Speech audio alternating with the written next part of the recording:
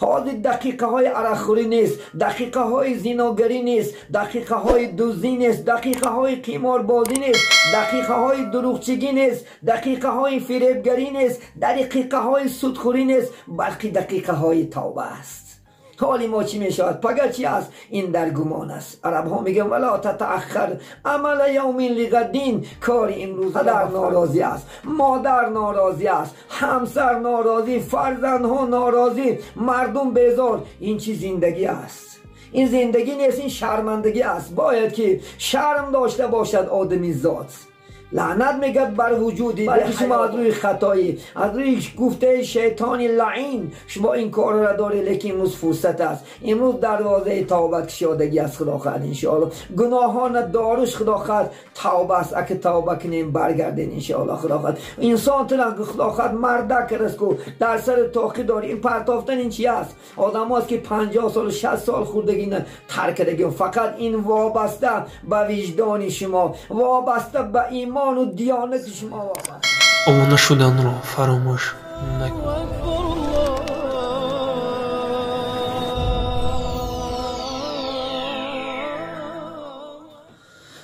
بسم الله الرحمن الرحیم. الحمد لله والصلاة والسلام علی رسول الله.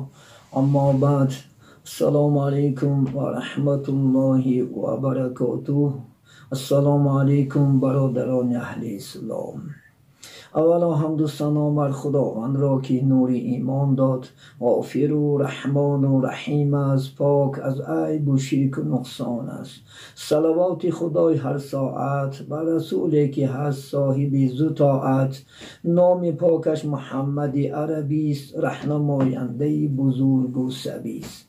اما بعد، السلام علیکم و رحمت الله و برکاته.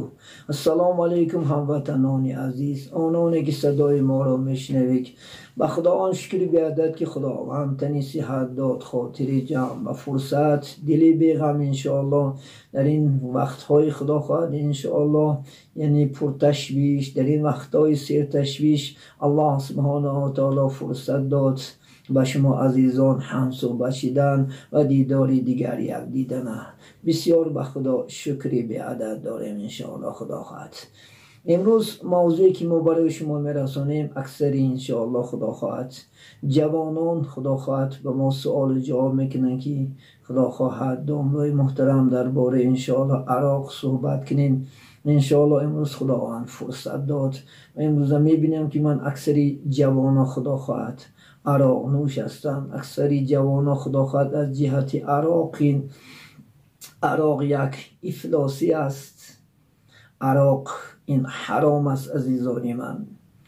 کمترشم باشد و اکثرشم باشد کتابای یعنی فقه امام محمد میگه و اکثر و اقله، اکثرشم کمترشم حرام است.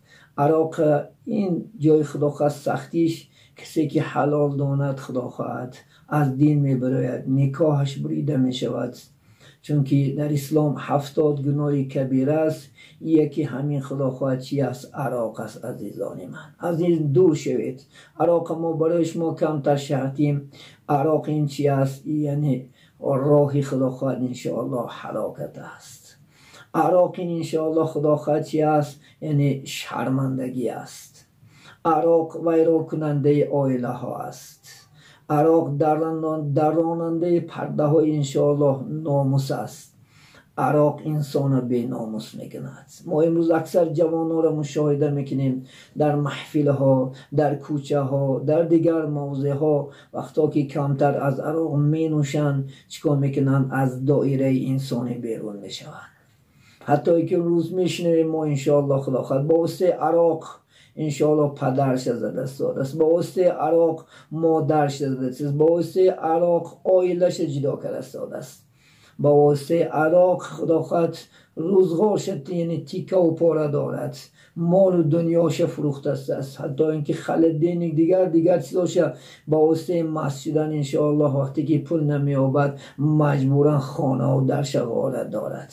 شما عزیزان آگاه باشین. امروز ما میشنویم که فلانچی با فلانچی جنگ کرده است، فلانچی زنش زده است، فلانچی از زنش جدا شده است، فلانچی پدرش زده است، فلانچی ماشینش چپه کرده است، فلانچی را قتل کرده است، کشته است، فلانچی زنا کرده است و هاکذا. وقتی که میپرسن که سبب چی، میگن مست بوده است. ببینین که الله سبحانه و تعالی 15 عصر پیش دانست که همین چیز برای ما شما فایده نمیدهد، از فایدهش زیانش بسیار است، چون که عراق در درون شیشه قرار میگیرد، وقتی که بیرون میبراید انسان از انسانیگری بیرون میکند. برای این الله سبحانه و تعالی در چند جای قرآن برای ما شما الله سبحانه و تعالی آگاه داد. من در سوره بقره، در سوره انشاءالله خدا خواهد بقره آیت 219 الله سبحانه و تعالی چی میگه؟ اعوذ بالله من الشیطان الرجیم.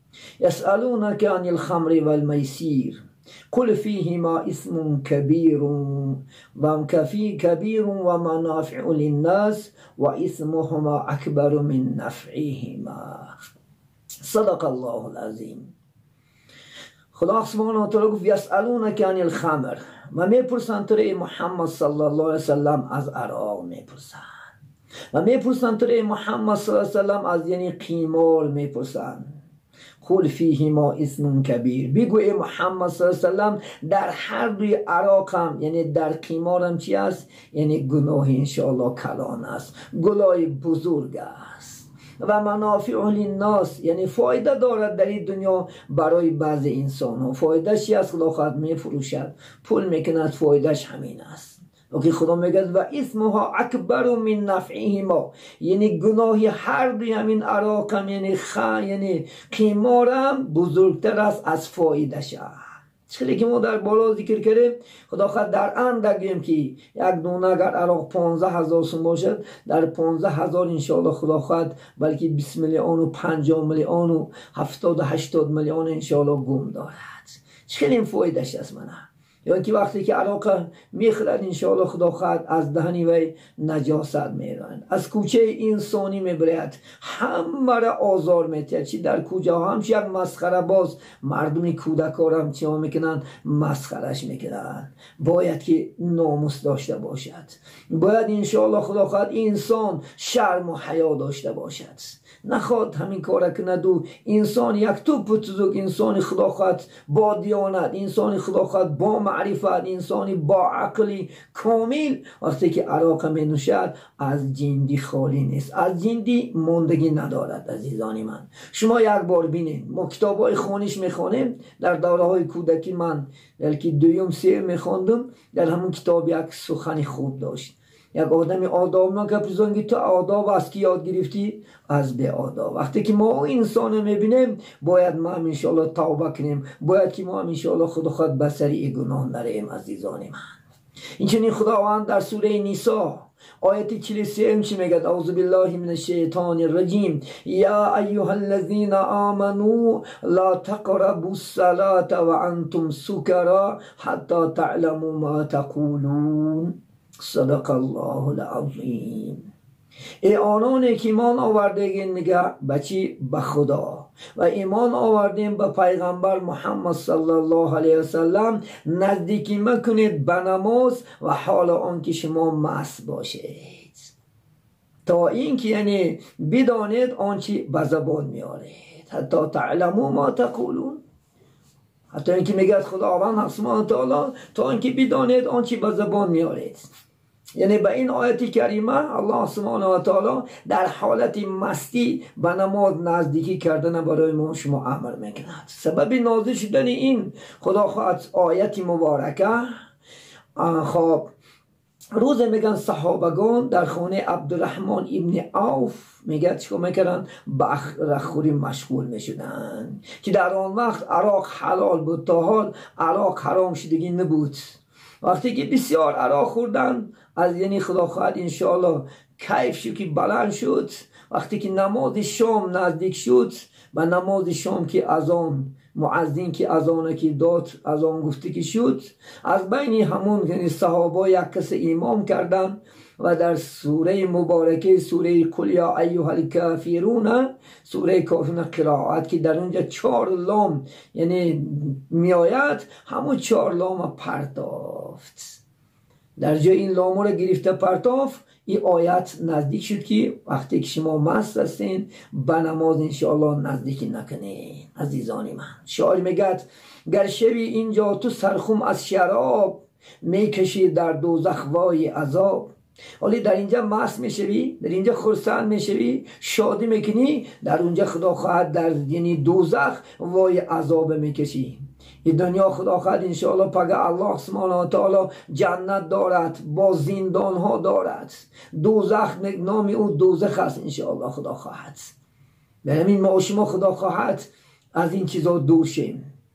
امام مسلم روایت میکند که کل مسکور خمرون و کل خمرون حرامون. هر چیزی که وی مست کننده است عراق است، هر چیزی که عراق است حرام است. عزیزان من، در این تحت این خدا خواهد حدیث مبارک رسول الله صلی الله علیه و سلم همه انواع مسکننده ها میداره. چی نشه است، چی کونار است، چی ناس است، چی سیگاریت است، چی پیوه است، چی شامپان است، چی و ها کذا چیزایی که خدا خواهد انشاءالله چی گرین است، دیگر از خدا خواهد چیزایی که مسکننده است کلش به حدیث مبارک رسول الله صلی الله علیه و سلم حرام شدگی است. عزیزان من، امام مسلم این حدیث روایت کرده.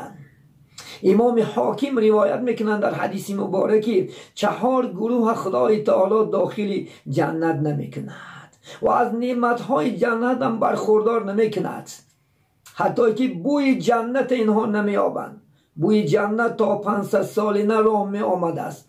حتی اینکه 4 گروه خدا سبحانه و تعالی داخل جنت نمیکرده است و از نعمتهای جنت هم برخوردارش نمیکرده است. عزیزان من، جنت یعنی بوی جنت تا 500 سالی نه راه می آید. حتی این 4 گروه محروم بوده است. یکی همین شارب الخمر عراقخور و یکی دیگرش بر ناحق مال یتیم میخوردگی انسان ها خدا خواهد انشاءالله و یکی دیگرش محترم جماعت عاق پدر و مادر، عاق والدین شدگی انسان ها و یکی دیگرش سودخور یعنی ریباخور، پرسین میگیم ما شما امروز زمان یعنی زمانه یعنی پرسین میخوردگی آدم ها هم روز قیامت بوی جنت انشاءالله نمیابد. 4 گروه، یکیش عراقخور بوده است. مینست اولین انشاءالله عراقخور انشاءالله ذکر کرده است. دویم چی بوده است؟ مال یتیم ناحق میخوردگی ها. امروز میشنویم بیچاره خدا خواهد پدرش میمرد، مادرش میمرد، انسان های ناحق از خدا نمیترسیدگی انسان ها بیچاره یعنی ملکی و کشیده میگیرن، مال و دنیاش خانه و درش کشیده میگیرن، او یتیم ها را انشاءالله خدا خواهد سرگردون میکنن. حتی فرشته ها گریه میکرین. یک یتیمی که وقتی که آزارش میتین و گریه میکند، کجا رفته شکایت کردنش نمیدونسته است، الله حق سبحانه و تعالی فرشته هاش گریه میکرین که این بیچاره کجا نشکایت شکند. بینیم. ولی من عزیزانی من، از این مالای یتیم شما خدا خواهد انشاءالله حذر کنین. مال یتیم خدا خواهد روز قیامت الله سبحانه و تعالی در دوزخ میخوردگی ها ناحقا را به عذاب سخت‌ترین انشاءالله گرفتار میکند. یکی دیگرش عاق پدر و مادر. وقتی که کسی که پدر و مادرش ناراضی میکند، الله سبحانه و تعالی این بنده ها را به جنت داخل نمیکند، حتی بوی جنت نمیابد انشاءالله خدا خواهد. در این دنیا راضی کنین خدا خواهد. آقشدیفتگی پدر و مادر که از فرزند ناراضی که شد و علامت انشاءالله آخ است. از این چیزا بترسین. دیگرش پرستین، سودخوری، یعنی انشاءالله خدا خواهد از این هم دورشین. حلال زندگی کنین، مالای حلال اخرین انشاءالله خدا خواهد. انواع خدا خواهد سودار الله برای ما شما حلال کرد. در سوره بقره میگه استعیذ بالله حل لكم البیع و حرم الربا. ما حلال کردیم برای شما سودار و حرام کردیم ربا. پرستین، سودخوریه. برادر من، از این انشاءالله خدا خواهد شما حذر کنین. حتی که پیامبر اسلام در دیگر حدیث میگند من زنا او شرب الخمر نزع الله منه الایمان کما یخلع الانسان قمیص من رأسه. کسی که میگه زنا کند، کسی که عراق خورد، یعنی خارج میشه از ایمان از بدن اون انسان.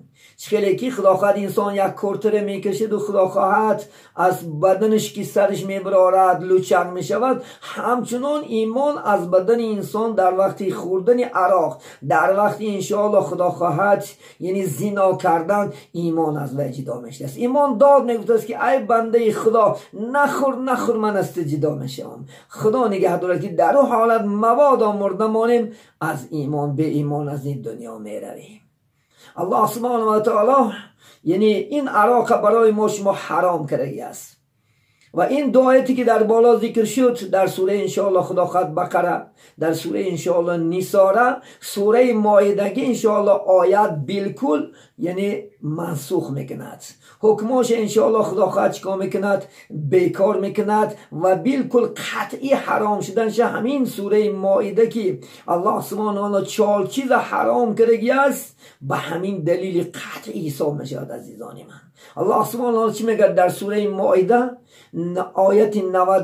الله سبحانه در سوره دسترخوان چی میگه؟ اعوذ بالله من الشیطان الرجیم یا ایها الذین آمنوا انما الخمر والمیسر والانصاب والازلام رجس من عمل الشیطان فاجتنبوه لعلكم تفلحون انما يريد الشیطان ان يوقع بينكم العداوة والبغضاء في الخمر والمیسر ويصدوكم عن ذکر الله و من الصلاة فهل انتم منتهون. صدق الله العظیم.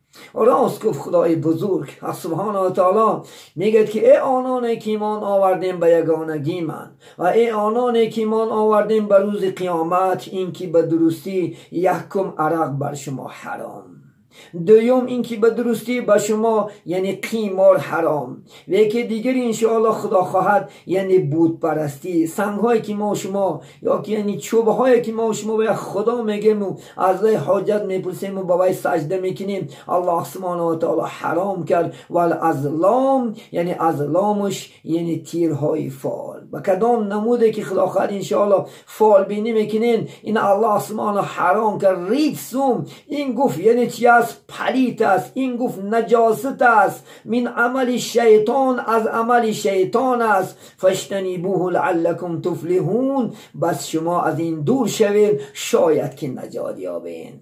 با این آیتی کریمه الله سبحانه و تعالی 4 چیز حرام کرد. حتی در دام آیت چی میگه؟ 2 چیزی که با یعنی بزرگتر انشاءالله یعنی سخت‌تر است. انما یرید الشیطان، البته اراده میکنه شیطان که ان یوقع بینکم العداوه، تا اینکه به سبب خوردن عراق، به سبب بازی کردن قیمار بین شما انشاءالله چیکار کند؟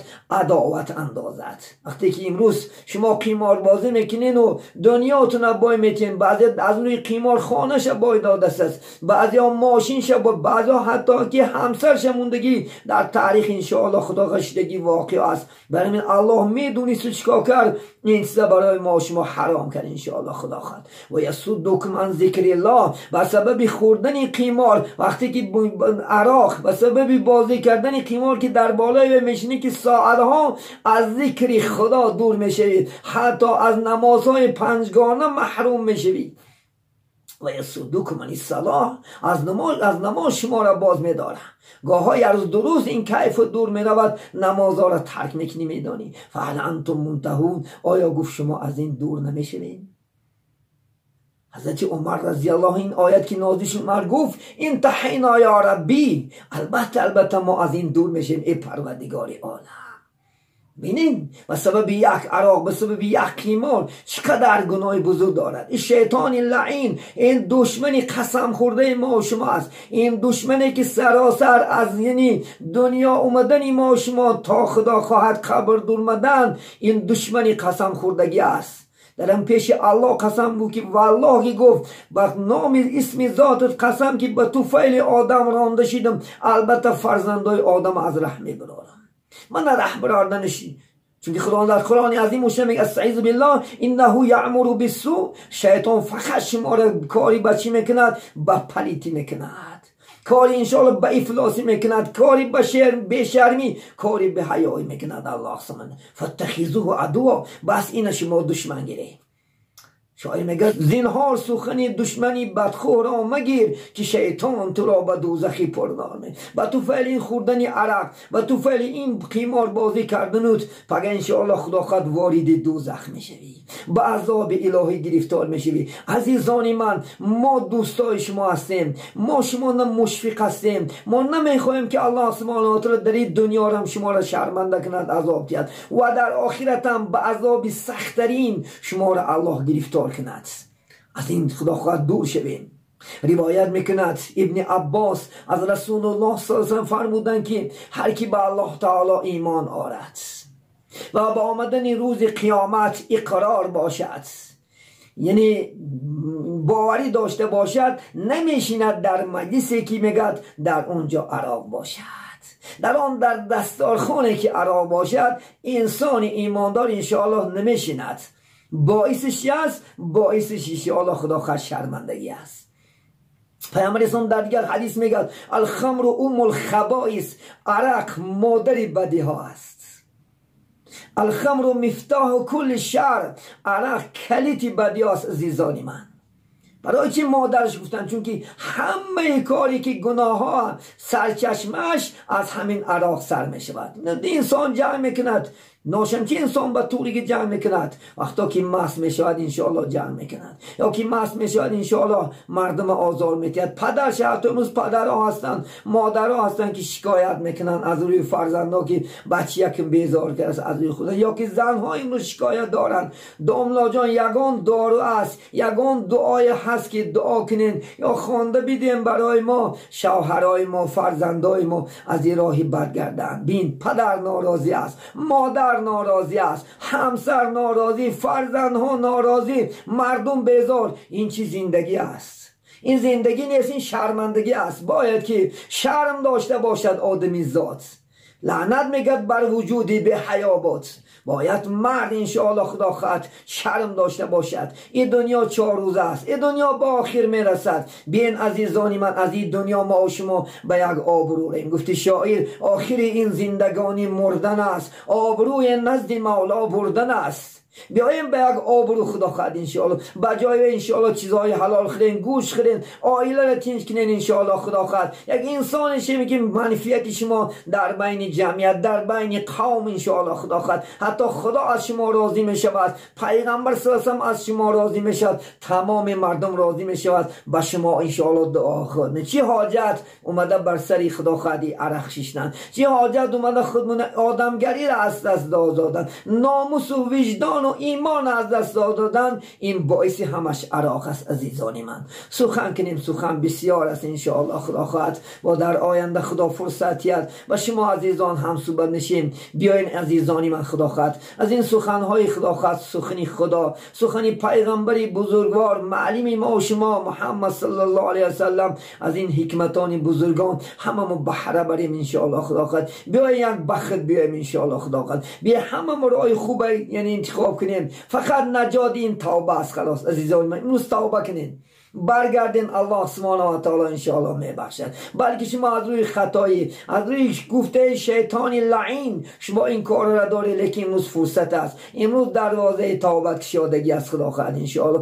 گناهان داروش خدا خواهد توبه است. اگه توبه کنیم برگردین انشاءالله خدا خواهد. انسان تنها خدا خواهد مرده کرد کو در سر تاقی داری. این پرتافتن این چی است؟ آدم هست که 50 سال 60 سال خوردگی نه ترک کردگی. فقط این وابسته به وجدان شما، وابسته به ایمان و دیانت شما وابسته است. اگر تشکی من چندین انسان ها را میدونم که با یک ترک کردنش ترک کردن امروز انسان خوب شدن. باید که ما و شما در این دنیا هم سربلند باشیم و در پیش الله هم سربلند باشیم. عزیزانی من، بین همه خدا خواهد از این فرصت فایده برده، از این پند و نصیحت ها انشاءالله بهره گرفته خدا خواهد انشاءالله، و از این راه بد میگردیم خدا خواهد راه خوب، راه صراط مستقیم میگفتگی انشاءالله خدا خواهد.